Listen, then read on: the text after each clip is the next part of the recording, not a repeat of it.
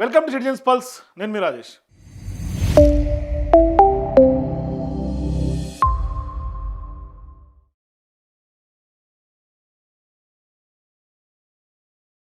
మనందరికీ తెలుసు, BRS party working ప్రెసిడెంట్గా ఉన్నటువంటి కేటీఆర్ గారిది 50వ పుట్టినరోజు జూలై 24వ తారీఖు. ఆ పుట్టినరోజు నాడు పెద్ద డెసిషన్ తీసుకున్నాడు. సాధారణంగా బర్త్డే రోజు ప్రతి ఏటా పెద్ద ఎత్తున పండుగ వాతావరణం ఉంటుంది బీఆర్ఎస్ పార్టీ నాయకుల్లో కానీ క్యాడర్లో కానీ. ఇటువంటి సందర్భాల్లో దేశంలో ఉన్నటువంటి కీలకమైనటువంటి సమస్య నీట్ పేపర్ లీకేజీ, అట్లాగే విద్యార్థులకు సంబంధించినటువంటి భవిష్యత్తు అంధకారంలో పడిపోయినటువంటి నేపథ్యంలో ఒక నిజమైనటువంటి పుట్టినరోజు సందేశం కేటీఆర్ గారు ఇచ్చారని చెప్పుకోవాలి. ఎందుకంటే జంతర్ మంతర్ దగ్గర జరిగినటువంటి భారీ నిరసన, ఇటువంటి టైంలో విద్యార్థులకు అండగా ఉండేందుకు లాఠీ చార్జీ, టియర్ గ్యాసు, ఇటువంటి ఘటనలతో కేటీఆర్ గారు ఒకసారిగా చలించిపోయారు. మరోవైపు ఆయన బర్త్డేని కూడా ఇవాళ సంబరాలకు దూరంగా ఉండదలుచుకున్నారు. సో మరోవైపు బీఆర్ఎస్వి పార్టీ ఆధ్వర్యంలో తెలంగాణలో ఇందిరా పార్క్, అంటే హైదరాబాద్ వద్ద ఉన్నటువంటి ఇందిరా పార్క్లో బీఆర్ఎస్వి ఆధ్వర్యంలో జరిగే భారీ ర్యాలీలో, ధర్నాలో కేటీఆర్ గారు పాల్గొంటున్నారు. అట్లాగే కేంద్ర విద్యాశాఖ మంత్రిగా ఉన్నటువంటి ధర్మేంద్ర ప్రధాన్ రాజీనామా చేయాలని ఇప్పటికే పెద్ద ఎత్తున డిమాండ్ మిన్నట్టుతోంది, దేశవ్యాప్తంగా ఉంది. మరోవైపు స్టూడెంట్స్ కూడా ఖచ్చితంగా న్యాయం జరగాలని వాళ్ళు డిమాండ్ చేస్తున్నారు. సో ఇటువంటి సందర్భాల్లో కేకులు కానీ, ఆడంబరాలు కానీ, సంబరాలకి కొంత దూరంగా ఉండాలి.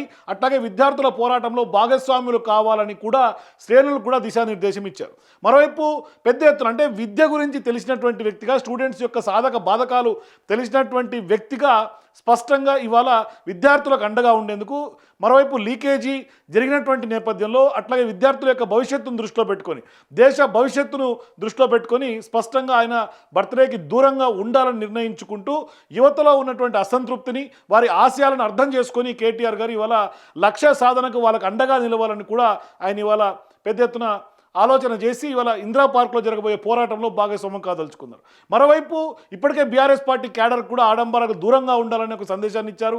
స్పష్టమైనటువంటి అంశాలను ఆయన తెర మీద తీసుకొస్తున్నారు. అంటే ఇవాళ హైదరాబాద్ని అగ్రగామిగా నిలిచినటువంటి వ్యక్తుల్లో కేటీఆర్ గారు ఒకరు స్పష్టంగా చెప్పొచ్చు.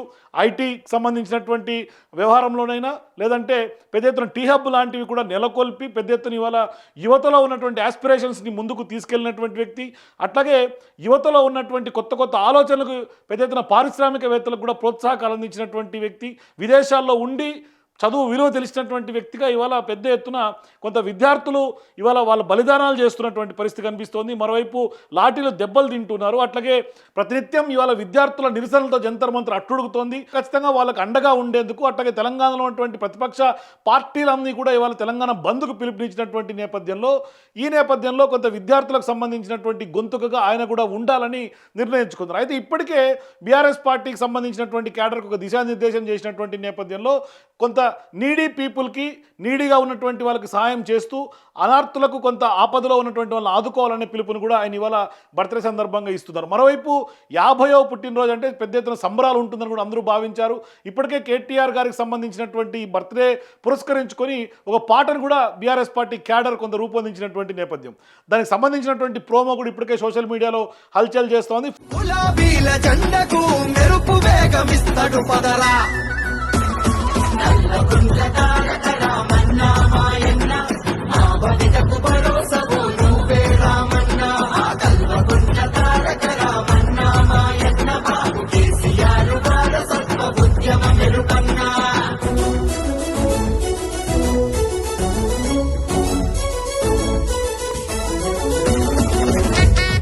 సో చూశారు కదా పాట.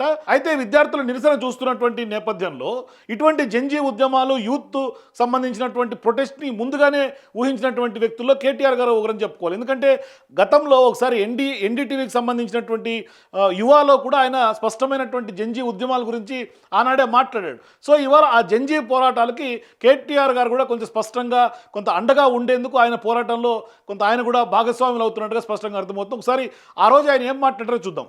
What happened in Nepal recently was nothing but suppression of democracy, was suppression of the voice of Gen Z. Initially, even the media mob, when the Gen Z was protesting, they said they're protesting internet disruptions. But eventually, what were they protesting? They were protesting for their future. You're saying a Nepal-like scenario can happen in India? If governments continue to fail them, if governments continue to fail the aspirations of people of India, why not? Yes.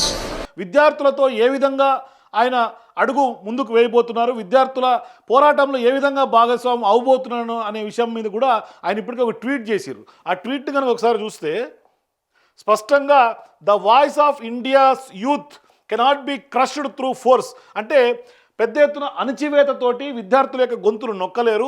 I will be joining the BRSV protest tomorrow at 10 AM at Indira Park, Hyderabad, in solidarity against the brutal crackdown on students and youth in Delhi.